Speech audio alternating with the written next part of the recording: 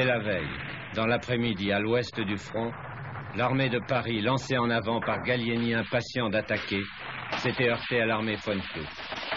Un des premiers morts de cette bataille est tombé ici, devant cette rangée de peupliers. C'était un poète. Il s'appelait Charles Péguy. Il avait sous ses ordres le soldat Alphonse Tellier. Et les Allemands étaient dans le bord des peupliers, là-bas, sur le bord de la petite route de Neufmontier. Et on a attendu dans le fossé un bon moment. Et puis à un moment donné, il est arrivé un officier d'ordonnance sur le terrain à cheval, un officier des tableaux marocains, un officier d'ordonnance. Il dit, quitte-moi de la compagnie ici. Moi, capitaine Guérin. Moi, officier d'ordonnance, vous donne l'ordre d'avancer ou je vous brûle. Aussitôt, capitaine Guérin et le lieutenant Péguy et de la Cornillière s'embouclaient en avant pour un bond de 30 mètres. On a fait le bond de 30 mètres. Il ne restait plus que le lieutenant Péguy pour commander la compagnie. Et la moitié des hommes étaient tombés.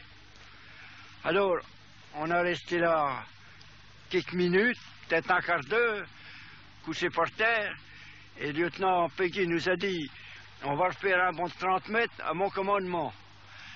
Quand on a donné le commandement du bond de 30 mètres, on est parti, et lui, il a reçu une balle, au même moment, il a été tué net. Et il n'y avait plus d'officiers pour nous commander. On a fait le bond de 30 mètres, plus d'officiers, plus rien. Mais je suis certain qu'il y en avait toujours les 3/4 de la compagnie qui étaient tués. Déjà, c'était forcé.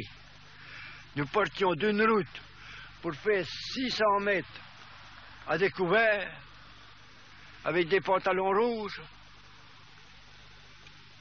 C'était inouï de nous lancer.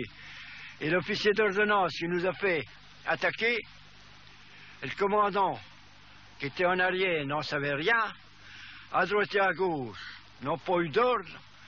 C'est juste nous qu'on a sacrifiés. Et vous, Péguy, vous le connaissiez bien? Je ne connaissais pas Péguy.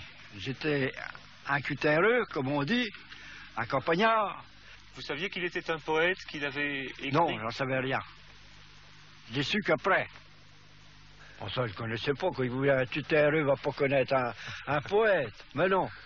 Il était bien pour vous? Il était bien pour nous. C'était plutôt genre père et de famille.